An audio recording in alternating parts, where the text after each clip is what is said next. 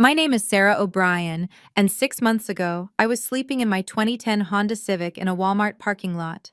The woman who had everything: a thriving design business, a loving fiancé, a supportive sister, reduced to counting quarters for dollar menu dinners. How did I end up there? Betrayal. The kind that comes wrapped in wedding plans and sisterly hugs. The kind that steals not just your money, but your ability to trust. Marcus and Claire took everything from me through an elaborate investment scam, leaving me with nothing but shame and a car that barely started on cold mornings. But here's what they didn't count on. Rock bottom has a strange way of revealing who your real allies are. And sometimes, the universe delivers justice in ways you never expected. Before I tell you how I went from homeless to standing in front of 200 witnesses as they lost everything, please take a moment to like and subscribe, but only if stories of resilience truly speak to you. Drop a comment with your location and local time. I love knowing where in the world you're listening from. Now, let me take you back to that pivotal day at the Riverside Heights launch. The grand ballroom at the Riverside Heights complex gleamed under crystal chandeliers, each one worth more than my old annual salary. 200 of California's most influential real estate players mingled with champagne flutes, their conversations a symphony of deals and millions. The April afternoon sun streamed through floor-to-ceiling windows, illuminating architectural models of the $50 million development that would reshape the city's skyline. I stood near the registration table, my new Armani suit a stark contrast to the thrift store clothes I'd worn just months ago. The fabric felt like armor, each thread woven with purpose. My fingers traced the edge of the leather folder in my hands, contents still hidden, waiting for the perfect moment. That's when I saw them. Marcus entered first, his trademark confidence preceding him like a herald. That same swagger that once made my heart skip now only reminded me of how blind I'd been. His navy suit was expensive but flashy, always more concerned with appearance than substance. Claire followed, her red dress commanding attention as she laughed at something on her phone. My sister, 2 years older but decades behind in integrity. They carried an elaborate bouquet of white roses and lilies, my former favorite flowers. The gesture might have seemed thoughtful to onlookers. To me, it reeked of calculated manipulation. The Thompson O'Brien Design Group, I heard Marcus tell a cluster of investors near the bar. We're hoping to secure the interior contract for Phase 2. Claire nodded enthusiastically. We've revolutionized sustainable luxury design. Our portfolio speaks for itself. Our portfolio. The words sliced through the air. Every design they claimed, every innovation they touted, all stolen from the woman they'd left sleeping in parking lots. I watched them work the room with practiced ease, shaking hands with people who controlled billions in development funds. They moved like sharks through still water, unaware that the ecosystem had changed. They had no idea that the meek designer they'd discarded had been quietly rebuilding, piece by piece, connection by connection. Daniel Chen's security team knew my name. The catering staff addressed me as Director O'Brien. The event coordinator had confirmed my presentation slot. Yet Marcus and Claire remained oblivious, too intoxicated by their own ambition to notice the shift in the room's energy whenever I passed. They had no idea who I'd become. 2 years ago, my life looked like a Pinterest board come to life. My home studio in Oakland buzzed with creative energy, clients booking consultations months in advance. Marcus had proposed on my 30th birthday, down on one knee in the garden I'd designed myself. We were building something beautiful together, or so I thought. Claire would drop by every few weeks, always with a crisis. Sarah, honey, I just need a tiny loan until my commission comes through. Her real estate career perpetually on the verge of breakthrough, perpetually needing rescue. But she was family. You don't keep scorecards with family. The warning signs were there, wrapped in concern and condescension.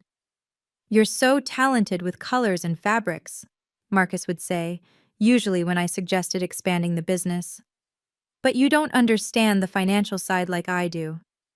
Claire's version was softer but cut deeper. You're an artist, Sarah. Don't burden yourself with the ugly business stuff. That's what you have us for. Just an artist, Just someone who makes things pretty, not someone who'd built a six-figure business from scratch. Not someone who'd negotiated with contractors, managed budgets, or navigated client politics.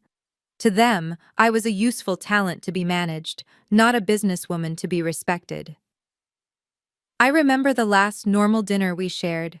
Chinese takeout at my dining table, 3 weeks before everything collapsed. Marcus talked about investment opportunities while Claire complained about her broker. I sketched designs on napkins, lost in creating beauty while they plotted to destroy everything beautiful in my life.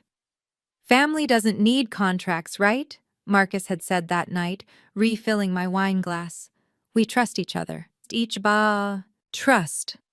Such a small word for something that takes years to build and seconds to shatter. The opportunity came wrapped in urgency and family loyalty. Marcus burst into my studio one October morning, laptop in hand, talking fast about a revolutionary property tech startup.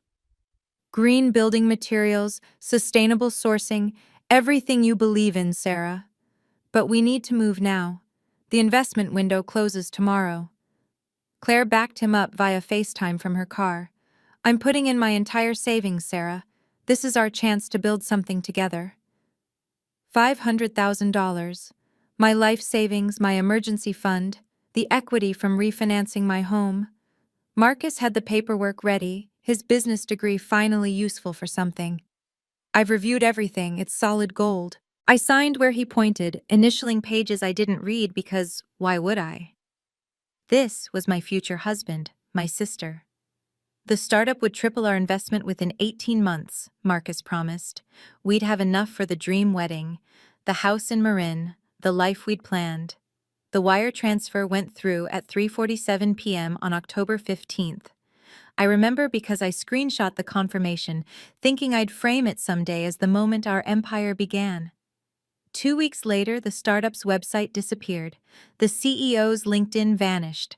The office address led to an empty warehouse in Hayward. My calls to Marcus went straight to voicemail. Claire's phone was suddenly disconnected. When I finally tracked Marcus down at his apartment, he was packing. It's not my fault you didn't do due diligence, he said, not even looking at me. Investment involves risk. The paperwork I'd signed? Buried in legal language were clauses absolving him of liability, transferring my design copyrights, even granting him power of attorney over my business accounts. My signature appeared on documents I'd never seen, authorizing transactions I'd never approved. The prosecutor later called it textbook affinity fraud. I called it the death of who I used to be. The foreclosure notice came on a Tuesday. 60 days to vacate the home I'd spent 5 years perfecting. My business accounts, mysteriously drained through authorized transfers. Credit cards maxed out on purchases I'd never made. Even my grandmother's jewelry, kept in a safe, Marcus knew the combination to gone. I sold everything worth selling. My design awards went for $50 on Craigslist. The custom furniture I'd built, piece by piece, liquidated for pennies on the dollar. Within 3 months, my entire life fit in the trunk of my aging Honda Civic. Walmart parking lots became my bedroom.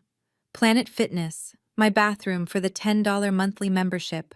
Starbucks, my office where I nursed a single coffee for hours, desperately trying to salvage client relationships with borrowed Wi-Fi and a dying laptop. Marcus had vanished completely. Claire blocked me on everything, but not before posting photos from her sudden business trip to Cabo. They'd even poisoned my professional network, spreading rumors about my mental breakdown and financial irresponsibility. Rock bottom isn't just about losing things. It's about losing yourself, piece by piece, until you're not sure what's left to save. Then Daniel Chen walked into that Starbucks. Sarah O'Brien? I looked up from my laptop screen, where I'd been staring at the same email for 20 minutes, trying to word a plea for freelance work that didn't sound desperate. Daniel Chen stood there in his understated Tom Ford suit, looking exactly as he had 3 years ago when I'd redesigned his first boutique hotel. My instinct was to run. Hide. Anything but let a successful client see me like this. Unwashed hair hidden under a baseball cap, the same clothes I'd worn for 3 days. Mr. Chen, I managed, closing my laptop to hide the overdue payment notices. He didn't pretend not to notice my situation. That's what I'd always appreciated about Daniel, his inability to do polite fiction. May I? He gestured to the empty chair. For the next hour, he listened. No judgment, no platitudes, just occasional questions that cut straight to the heart of things. When I finished, he was quiet for a long moment. Talent like yours shouldn't sleep in parking lots, he said finally. I have a proposition. My walls went up immediately. I'd learned the hard way what propositions from powerful men could cost. He must have seen it in my face. A legitimate business offer, Sarah. I'm launching the largest mixed-use development in Northern California. I need a creative director, someone with vision, taste, and frankly, someone who understands what it's like to lose everything. Why? Because someone who's been broken and rebuilt themselves doesn't just design spaces, they create sanctuaries. And that's what Riverside Heights needs to be. He slid a business card across the table. Think about it. But Sarah, don't think too long. The launch event is in 8 weeks and we have work to do. The card felt like possibility itself. There's something you need to know, Daniel said the next morning in his downtown office, floor-to-ceiling windows framing the bay. Marcus Thompson and Claire O'Brien have been shopping your portfolio around the city. My coffee turned to acid in my stomach. My portfolio? Your designs with their names attached. They've already secured 2 small contracts using your work. He pushed a tablet across his marble desk, showing screenshots of my projects on their new website. The room spun. Not only had they stolen my money, they were stealing my professional identity. I can't prove those are mine. They have all my original files. Actually, Daniel leaned back. You can. But first, we need to discuss what's at stake here. He laid it out with surgical precision. If I stayed silent, Marcus and Claire would continue building their empire on my creativity. My reputation in the industry would evaporate completely. No one would believe the homeless woman over the polished couple with the impressive portfolio. Or, he said, we do this strategically. You take the creative director position, we document everything, build an ironclad case.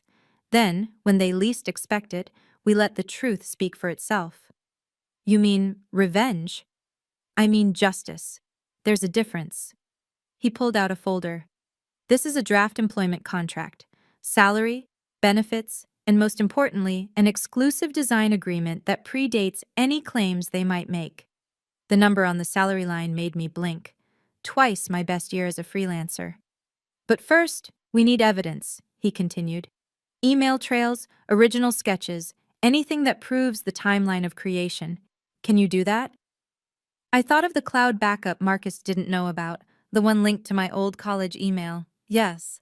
Good, because the Riverside Heights launch will be very public, very visible, the perfect stage for truth. You know that moment when you realize the universe might actually have your back? That's what I felt sitting in Daniel's office. If you've ever been betrayed by people you trusted most, you know the war between wanting justice and just wanting to disappear. If this story is touching something in you, please hit that like button and subscribe. It really does help more people find these stories.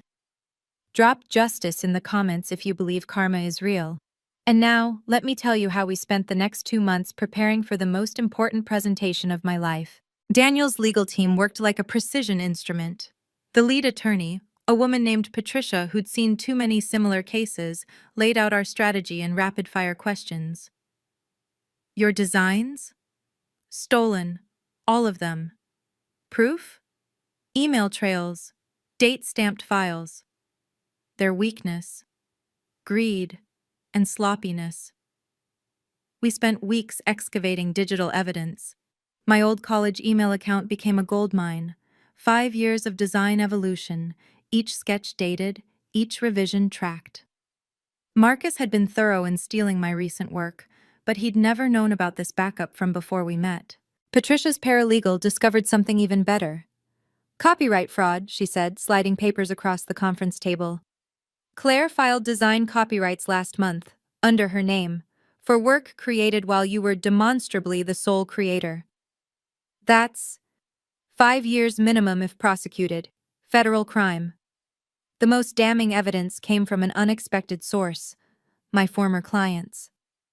3 came forward independently, sharing emails where Marcus had pitched my designs as his own while I was living in my car. Timestamps showed he'd been planning this for months before the investment scam. "We need one more thing," Patricia said. "Public documentation of your role here. Something undeniable." Daniel smiled. "The Riverside Heights launch. 200 witnesses, full media coverage. Sarah will present as creative director." "And if they show up?" "We're counting on it," Daniel said. "Marcus already RSVP'd. He's bringing potential investors to show off his portfolio." Patricia gathered the documents. "Copyright fraud, wire fraud, identity theft. We have enough to bury them, but Sarah, the choice of when and how is yours." I thought about those nights in the Walmart parking lot, counting change for ramen. The launch, publicly, let everyone see who they really are. 2 months of invisible work. While Marcus and Claire networked at industry parties, I lived in Daniel's corporate apartment, designing 18 hours a day. Riverside Heights wasn't just a project anymore. It was my resurrection.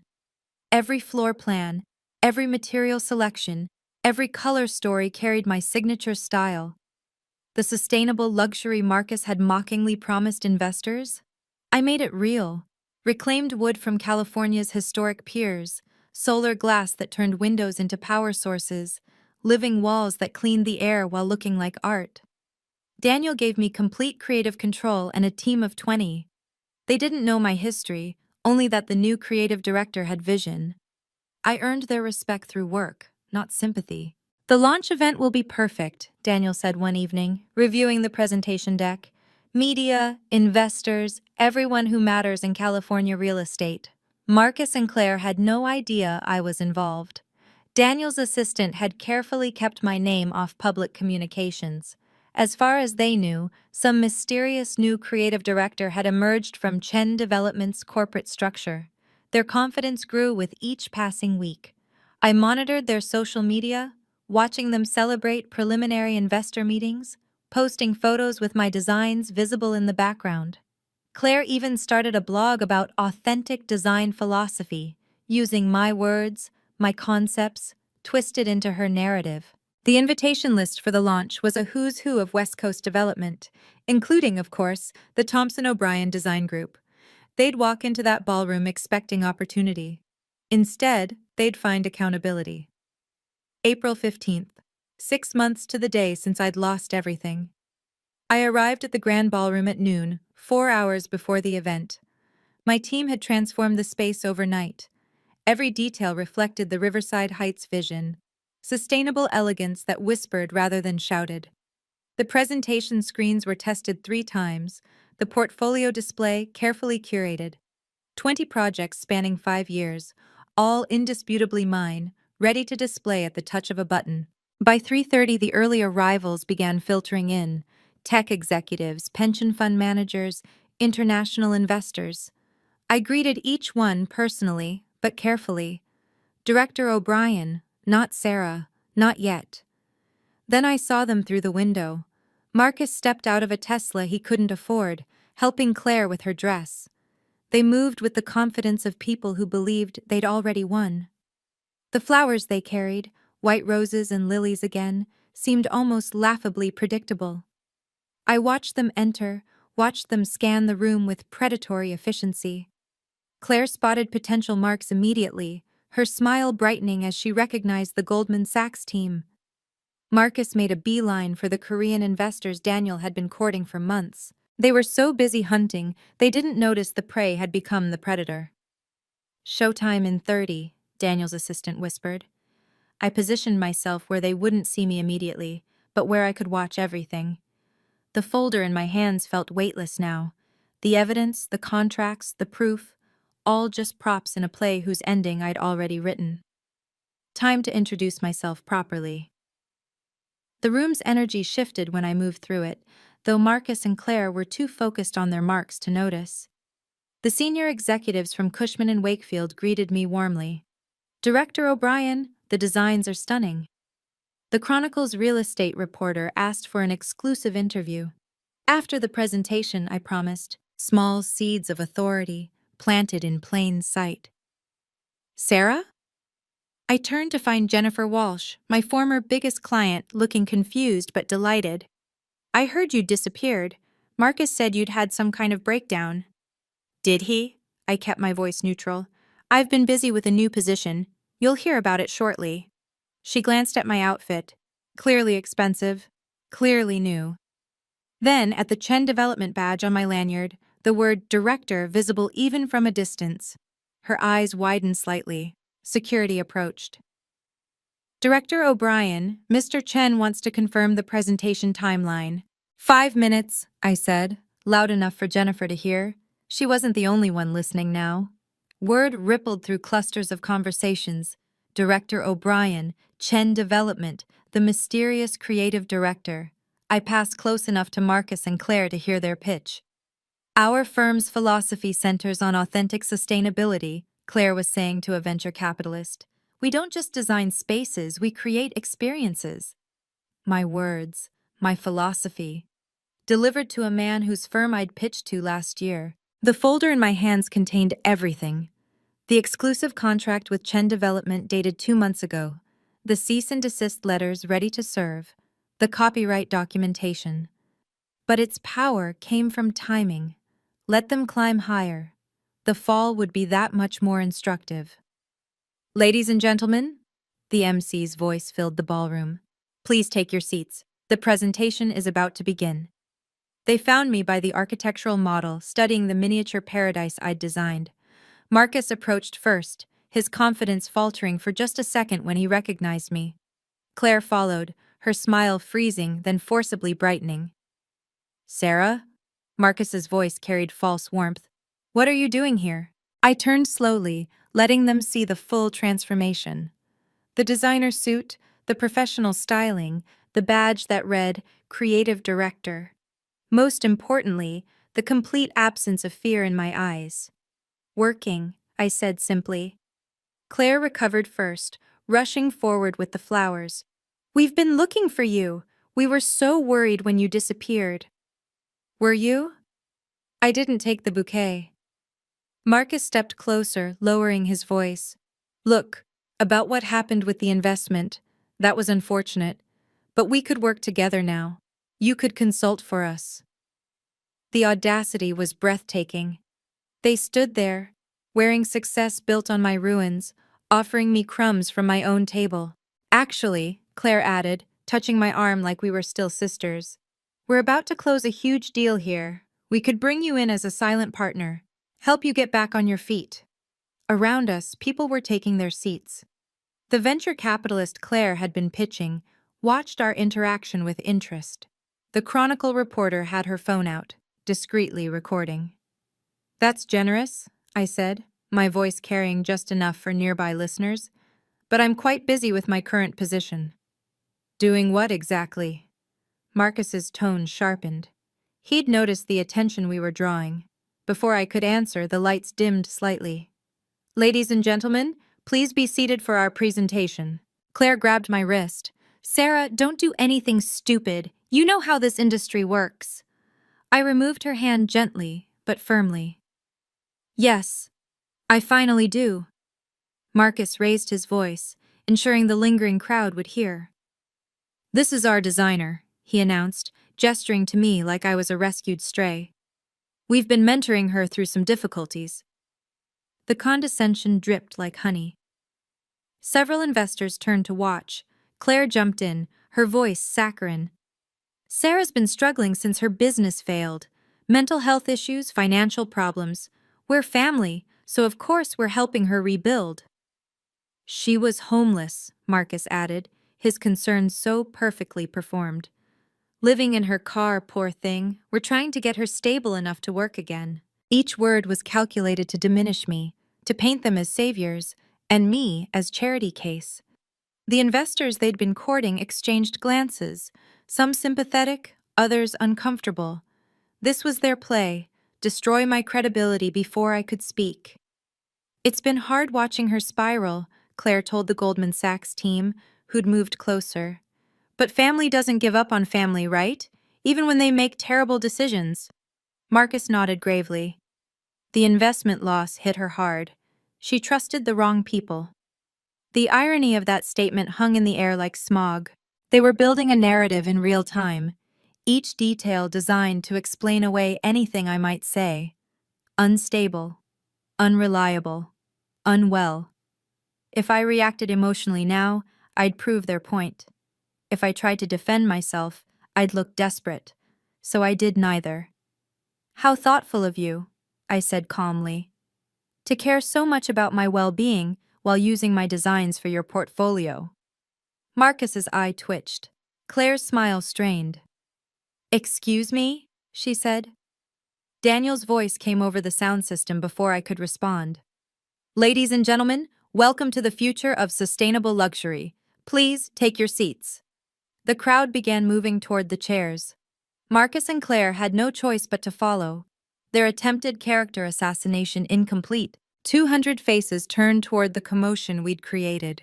The venture capitalists, the reporters, the industry titans, all watching the unfinished drama between the polished couple and the woman they'd called broken.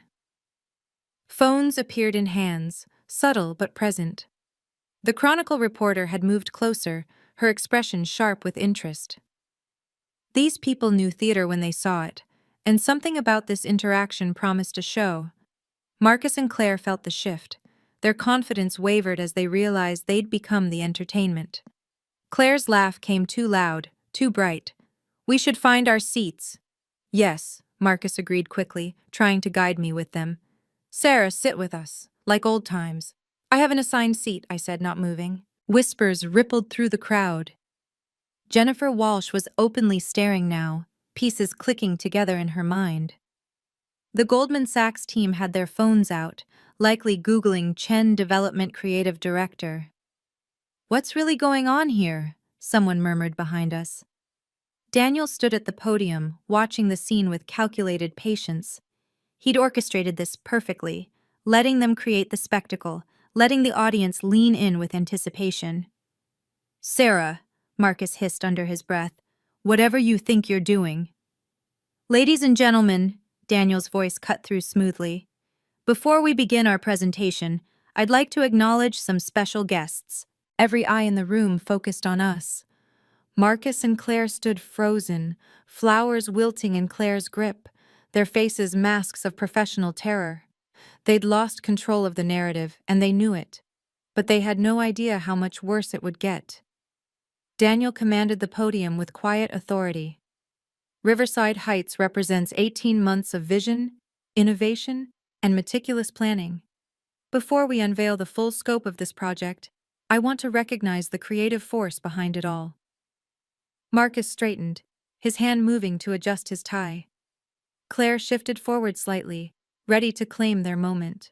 They'd interpreted Daniel's words as their cue, their invitation to glory. "This development exists because one person saw possibility where others saw problems," Daniel continued. "Someone who understands that true luxury isn't about excess. It's about harmony between human needs and environmental responsibility." The screens behind him came alive with images of Riverside Heights, my designs, my vision, filling the wall in stunning detail. Marcus's face went pale. Claire's mouth opened slightly. "Ladies and gentlemen," Daniel said, his eyes finding mine across the room, "our creative director has something special to share with you today." He didn't say my name, not yet. But the security team was already moving, creating a clear path from where I stood to the stage. The spotlight operator, following rehearsed cues, found me in the crowd. Marcus grabbed my arm. "Don't," he whispered urgently. "We can work this out." Claire's flowers fell to the floor as she reached for me too. "Sarah, please. We're family." Family. The word that had once been my weakness. I stepped forward, out of their reach, into the light. The crowd parted like water. Each step toward the podium was measured, deliberate, filmed by dozens of phones. Behind me, I heard Claire's sharp intake of breath as the reality hit her. They'd just publicly claimed to be mentoring Chen Development's creative director. This moment, walking through that crowd while Marcus and Claire stood frozen, I still get chills remembering it. 200 pairs of eyes, two people who betrayed me, and one chance to reclaim everything they stole. If you've ever had to stand up to people who tried to break you, comment strength below. Your stories give others courage. And if this resonates with you, please hit that like button. It helps more people find these stories of justice and redemption. Now, let me tell you what happened when I finally reached that microphone. Thank you, Daniel. My voice carried clear and strong through the sound system. I'm Sarah O'Brien, Creative Director for Chen Development Group. The reaction was immediate. Phones raised higher.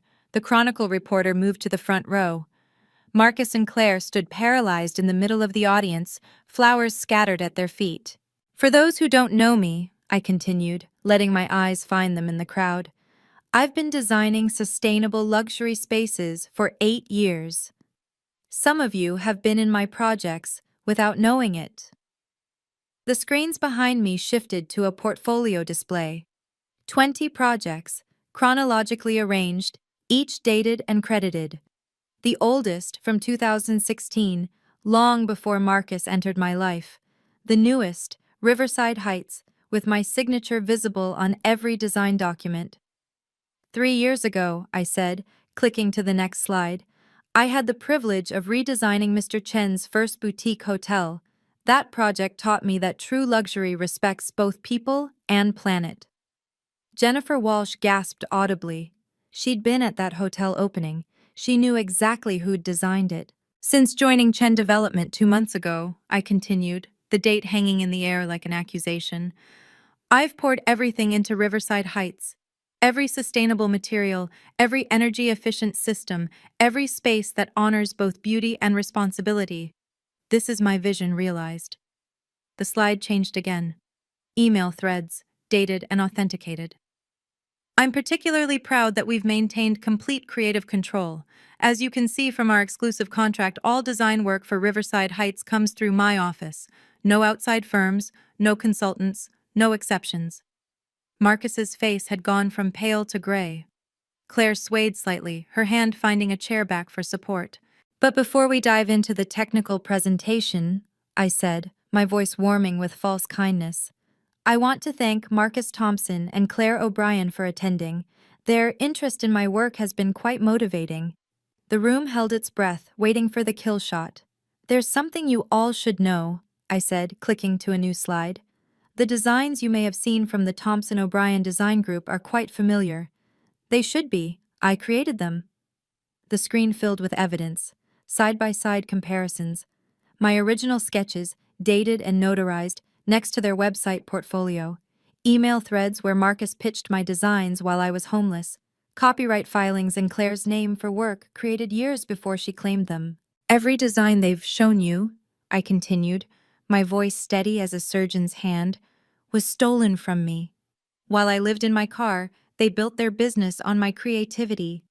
Gasps rippled through the audience. The venture capitalist Claire had been pitching to stood up, his face dark with anger. 2 investors who'd already signed preliminary agreements with Marcus pulled out their phones, likely calling their lawyers. The copyright fraud alone, I clicked to the legal documentation, carries a 5-year federal sentence. The wire fraud, identity theft, and breach of fiduciary duty add considerably more. She's lying, Marcus's voice cracked across the room. She's unstable. Tell them, Claire. But Claire was backing away from him, her self-preservation instincts finally kicking in. The security team had moved closer to them both, ready to escort them out if needed. I have receipts, I said simply, clicking through email after email, document after document. Including the investment fraud that stole my life savings, the forged signatures, the emptied accounts, all while being my fiancé and my sister. The Chronicle reporter was typing furiously. Several investors were on calls with what sounded like legal teams. The Goldman Sachs representatives had turned their backs on Marcus entirely. Chen Development believes in justice, I concluded. Which is why we've provided all evidence to the district attorney's office. They'll be handling things from here. Two uniformed officers entered the ballroom, their timing impeccable. Marcus tried to run. He didn't get far. The officers moved through the crowd with practiced efficiency. Marcus Thompson, you're wanted for questioning regarding fraud allegations. This is insane, Marcus shouted, but his voice had lost its power. The room watched him like spectators at a car crash, horrified but unable to look away. Claire tried to slip toward the exit, but found Daniel's security team blocking her path. Ms. O'Brien, the second officer addressed her, we need you to come with us as well. I didn't know, Claire's voice pitched high with panic. It was all Marcus. Sarah, tell them. The investors they'd courted were already on their phones. I heard fragments. Pull out immediately. Full audit required. Legal action necessary. The venture capitalist Claire had pitched stormed over to her. You showed me fraudulent work. My firm's reputation is on the line. He turned to his associate. Document everything. We're suing for damages. Jennifer Walsh approached the stage. Sarah, I had no idea. Marcus told me you'd had a breakdown, that you'd abandoned your clients. I'm so sorry I believed him. You couldn't have known, I said into the microphone, ensuring everyone heard. They were very convincing. The Chronicle reporter raised her hand. Ms. O'Brien, what happens to their existing contracts? Void, I answered clearly. All contracts signed under fraudulent pretenses are legally invalid. Chen Development's legal team will be reaching out to affected parties. Marcus struggled against the officer's grip. You can't do this. Sarah, we were getting married. Were, I said quietly, but the microphone caught it. Past tense. As they were escorted out, Claire sobbing and Marcus still protesting, the room erupted in conversation. Phones flashed, recording everything. By tomorrow, this would be industry news across California. But I wasn't done yet. Before we continue with the Riverside Heights presentation, I said, drawing the room's attention back, there are legal matters to address. Patricia, Daniel's lead attorney, joined me on stage with a folder of documents. Her presence commanded immediate attention. Everyone knew her reputation for destroying corporate criminals. Cease and desist orders have been filed, Patricia announced. Any individual or firm currently using designs created by Ms. O'Brien must immediately halt operations pending verification of ownership. She clicked through a list on the screen. 7 companies appeared, all current clients of Thompson O'Brien Design Group. These firms have 72 hours to provide proof of legitimate design ownership or face legal action. Additionally, I continued, taking back the microphone, all monies obtained through fraudulent use of my intellectual property must be returned. Our forensic accountants estimate this at approximately $2 million. The room was silent except for the sound of typing and phone cameras clicking. The individuals responsible, Patricia added, are permanently barred from practicing in California's design and development industry pending criminal proceedings. Any firm that knowingly employs them will face investigation. A hand raised in the audience. What about the people they scammed? A restitution fund is being established, I answered. Anyone who can prove they were defrauded by Thompson O'Brien Design Group can file a claim. Chen Development is providing the initial funding to ensure victims aren't waiting years for justice. It was more than just destroying them. It was about rebuilding what they'd broken, not just for me, but for everyone they'd hurt. The law is clear, I concluded, my voice firm but not vindictive. Fraud has consequences. Now shall we talk about the future instead of dwelling on the past? The room erupted in applause. Not for the drama, but for the justice. After the presentation ended, after the investors had committed $70 million to Riverside Heights, after the reporters had their quotes, Marcus's father approached me. William Thompson, senior partner at a white shoe law firm, a man who'd always treated me like I wasn't good enough for his son. Sarah, he began, his usual arrogance replaced with desperation. Surely we can resolve this privately. Marcus made mistakes, but prison? That helps no one. Your son stole everything from me, I said calmly. My money, my work, my home.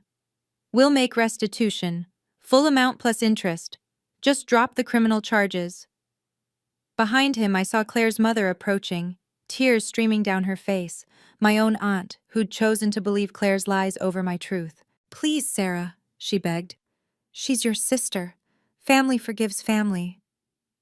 Family doesn't mean doormat, I replied, the words coming clear and strong. Family doesn't mean accepting abuse. Family doesn't mean enabling criminal behavior.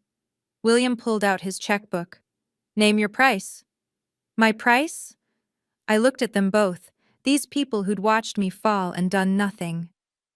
My price is accountability. Your son and daughter chose to commit fraud. They'll face the consequences of those choices. You're destroying their lives, my aunt cried. No, they destroyed their own lives when they chose to destroy mine. I'm just declining to save them from consequences. I turned to walk away, then stopped. I genuinely wish them growth and healing, but that journey happens away from me, far away from me. Security escorted them out as I returned to the celebration. The boundaries were clear now, reinforced with legal steel and professional distance. For the first time in years, I felt truly free. By morning, the story had exploded across every platform. Homeless to heroin, designer exposes fraud at luxury launch, ran on the Chronicle's front page. Business Insider called it the most satisfying corporate takedown of 2025. The video clips, shot by dozens of attendees, had millions of views within 24 hours. Marcus's business license was revoked by noon. The California Board of Professional Conduct moved faster than I'd ever seen them move, citing egregious violations of professional ethics and criminal fraud. He couldn't legally practice business in the state for 10 years minimum. Claire's real estate firm fired her via email while she was still in custody. Her broker's license was suspended pending investigation. The California Association of Realtors issued a statement distancing themselves from her completely. Her carefully curated Instagram, where she'd flaunted a lifestyle built on my destruction, disappeared overnight. But the real avalanche came from their other victims. My phone rang constantly with calls from people they'd scammed, a young architect whose designs they'd stolen, a contractor they'd stiffed on payment, an elderly couple who'd invested their retirement savings in another fake venture. 17 victims in total, representing over $3 million in fraud. The district attorney upgraded the charges from fraud to running a criminal enterprise. The federal prosecutors got involved when they discovered Marcus had moved stolen funds across state lines. What started as a 5-year maximum sentence ballooned to potentially 25 years. Patricia called with updates hourly. They're turning on each other, she reported. Marcus is claiming Claire masterminded everything. Claire says she was manipulated. Their lawyers are already discussing plea deals. The restitution fund grew as more investors contributed, appalled that such fraud had happened in their community. Within a week, it topped $5 million, enough to make every victim whole. You've started something, Daniel told me as we watched the news coverage from his office. People are calling it the O'Brien effect. Victims are coming forward across the industry, inspired by your courage. I thought about those nights in the Walmart parking lot, when I'd believed I'd lost everything forever. Now I realized I'd been preparing for this moment all along. Rock bottom had been my foundation for rebuilding. Karma, it turned out, kept excellent records. 6 months after the Riverside Heights launch, my life looked nothing like the Pinterest board it once resembled. It was better, real, earned through fire. The creative director position came with a $300,000 base salary plus performance bonuses. After my first quarter exceeded projections by 40%, Daniel promoted me to senior creative director with equity in the company. The girl who'd counted quarters for ramen now had a portfolio worth 7 figures. I bought a house in Oakland Hills. Not huge, but mine. Every mortgage payment felt like a small victory. The home office overlooked the bay, where I'd once parked my car to sleep. Now I designed from that view, creating spaces for people who'd never know homelessness. The Sarah O'Brien Foundation launched quietly, without fanfare. We provided emergency funds for fraud victims, especially those in creative industries who'd had their work stolen. The first recipient was the young architect whose designs Marcus had plagiarized. Watching him rebuild reminded me why I'd chosen justice over revenge. My team at Chen Development grew to 50 designers, all carefully chosen for their talent and integrity. I implemented a mentorship program, pairing senior designers with emerging talent. Protect your work, I told every new hire. Document everything. Trust, but verify. The industry recognition came in waves. Architectural Digest featured our sustainable designs. Forbes included me in their 40 under 40 list. The irony wasn't lost on me. Marcus had always said I didn't understand business. Now I was running a division that generated $30 million in revenue annually. But the best moment came when a young woman approached me at a conference.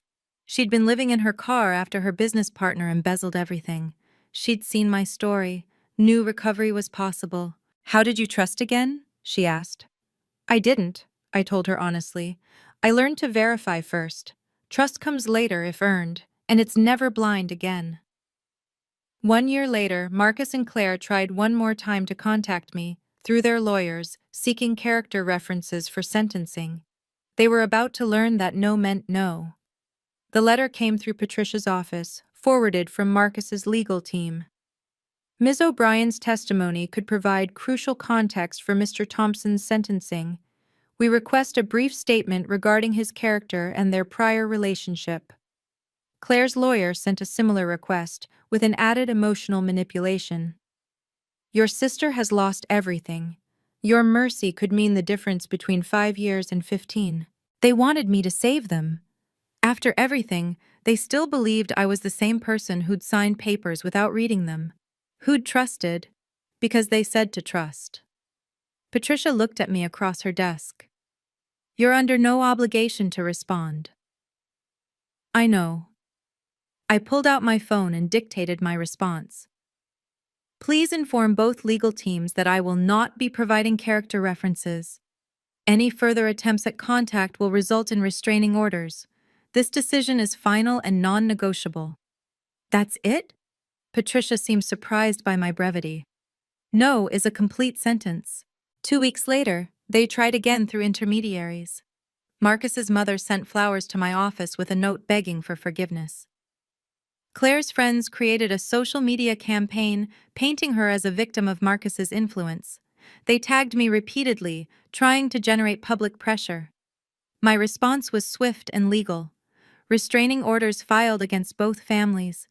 Cease and desist letters to anyone participating in the harassment campaign. When a reporter asked for my comment on their upcoming sentencing, I gave them one line. The justice system will handle their consequences. I'm focused on building the future. The boundaries held firm because they were built on law, not emotion. Every attempt to breach them only strengthened my resolve. Marcus got 12 years. Claire got 8. Their parents still send letters sometimes, forwarded through lawyers, unopened and returned. No still means no. 2 years have passed since that April afternoon when Justice wore an Armani suit and spoke into a microphone. I still design sustainable spaces, still mentor young creators, still build beautiful things from broken pieces. But I build differently now. Every contract gets reviewed by lawyers. Every partnership includes exit clauses. Every creative decision stays documented and dated. Some call it paranoid.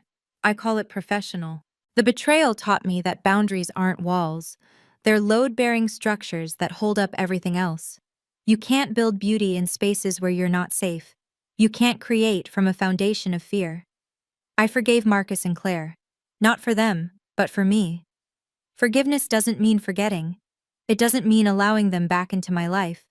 It means I no longer carry the weight of their choices. Their debt to me was paid by the justice system, not by my endless anger.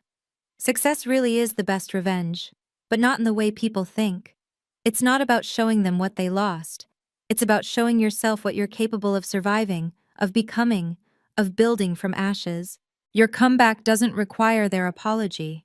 It doesn't require their recognition or their regret. It only requires your decision to rise. To everyone reading this who's been betrayed, bankrupted, or broken by people you trusted, your story isn't over. Your chapter of justice may look different than mine.